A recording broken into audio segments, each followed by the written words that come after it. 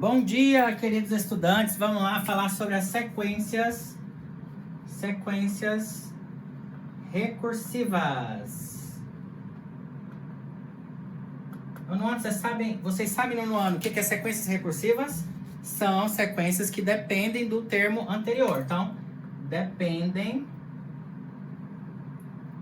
do termo anterior.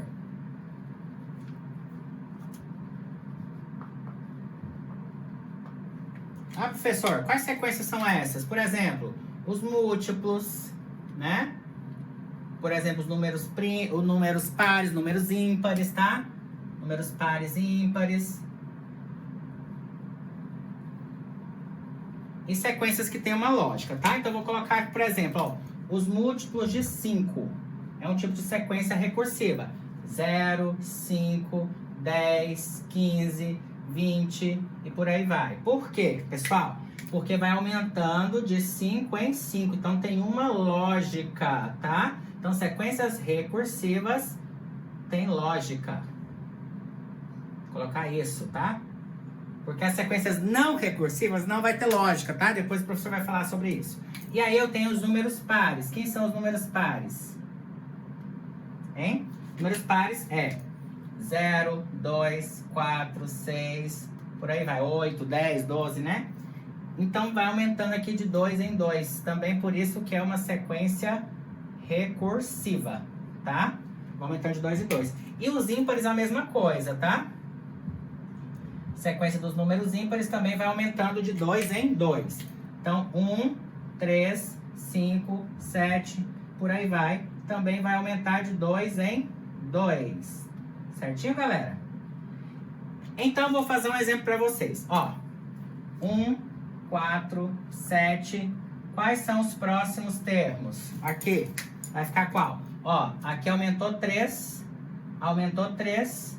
Então, você vai continuar aumentando 3. Então, aqui vai ficar quanto? Ó, 10, 13, 16 e por aí vai, tá, pessoal? Então, isso que é uma sequência recursiva. Não se esqueça disso, tá bom, galera? Do nono.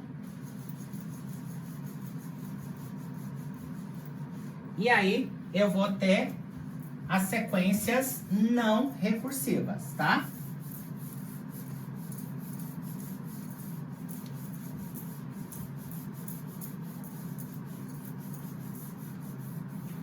Sequências não recursivas.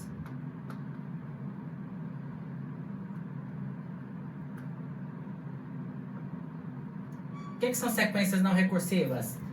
Não dependem do termo anterior. Não dependem do termo anterior.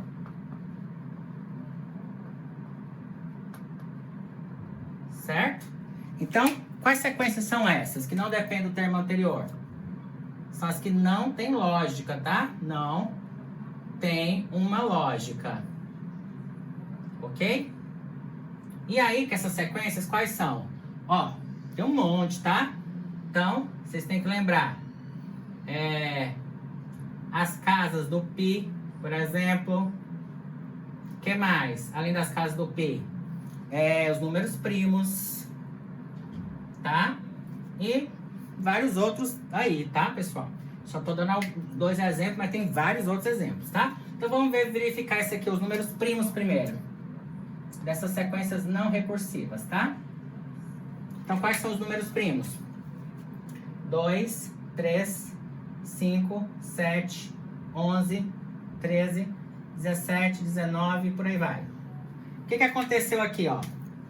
Aumentou 1, aumentou 2, depois aumentou o quê?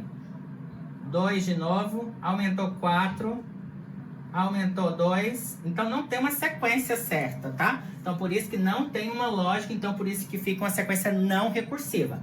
Aí, os números primos tem o π. Olha o π aqui, ó. A sequência aqui depois. 3,14, 15, 92 e por aí vai. Então, olha só. Esses numerozinhos aqui, ó, não tem uma sequência lógica. Então, por isso que fica uma sequência também não recursiva.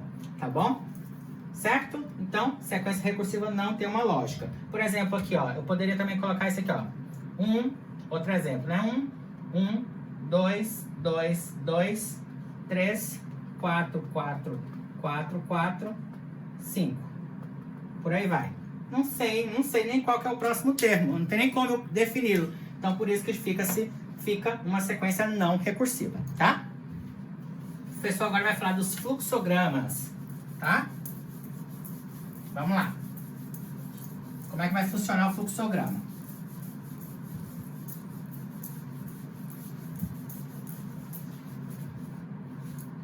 O fluxograma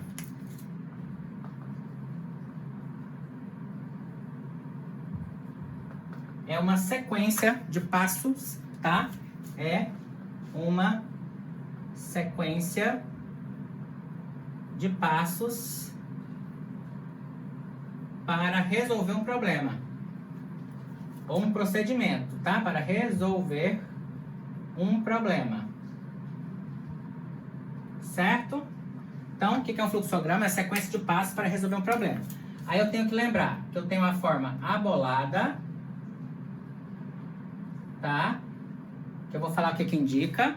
Tem uma forma de losango, tá? Que eu vou falar o que significa também. Eu tenho uma forma de retângulo, que eu também vou colocar para vocês o que indica, tá? Retângulo abolado.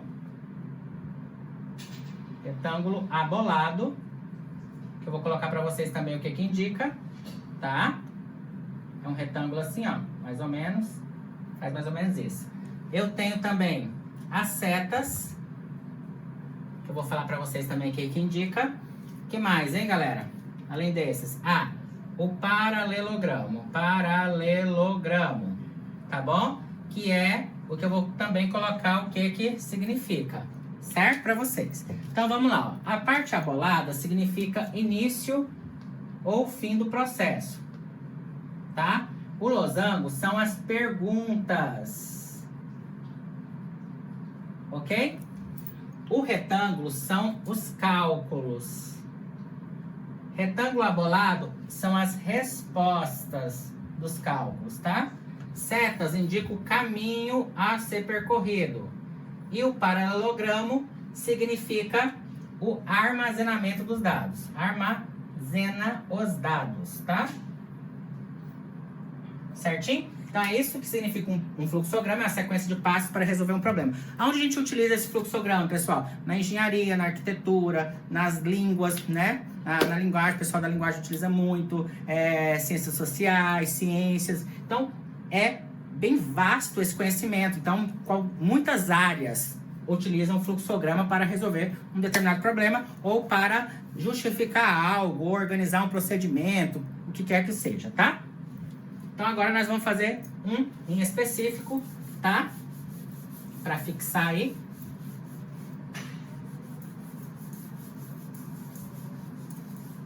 Que é dos números. Eu vou colocar aqui um para vocês dos números, tá? Para resolver aqui os números, tá? Então, eu quero que... eu quero somar 3 números sequenciais. Utilizando o fluxograma, tá? Então, esse aqui é o meu problema, tá? Então, a primeira coisa que eu vou colocar é o início. Então, vou colocar assim. Vamos somar 3 números. Vamos somar 3 números, tá? Então, eu coloquei a setinha para fazer a primeira pergunta, tá? Vou fazer uma pergunta. Como somar 3 números Aí vou colocar uma setinha, tá? Essa setinha significa que eu vou... primeiro é o armazenamento, né, dos números. Que números são esses? Eu vou colocar aqui, ó, x mais 1 e x mais 2. São a sequência, né? Primeiro número, segundo número, terceiro número, tá? Depois, eu faço o retângulo, que é o cálculo, que é x mais 1 mais x mais 2. Depois, a setinha de novo, ó, tô indicando os caminhos que ele tá sendo percorrido, né? Então, x mais 1, x mais 2. Aqui tá somando. Depois, o paralelogramo, você vai fazer o quê, hein, galera? Você vai colocar o resultado. Então, x mais x, 3x. Mais 1 mais 2, 3. Então, 3x mais 3 é o resultado, né, de qualquer soma de 3 números sequenciais. E aí, eu vou, como eu já coloquei o resultado, já achei que eu queria somar 3 números sequenciais, é isso. E aí, eu posso colocar a setinha para cima ou para o lado, como vocês preferirem, porque eu comecei assim. Vou colocar para cima para finalizar o processo. E aí, eu vou colocar aqui, soma concluída. Certo? Então, é assim que eu monto um fluxograma, tá? Esse aqui é um fluxograma. Eu dei outros exemplos para vocês, tá? De fluxograma, para facilitar a vida aí de vocês, tá bom? Porque muita gente fez diferente, né? Então, para organizar, tá bom? Beijos, fiquem com Deus. Tchau, tchau.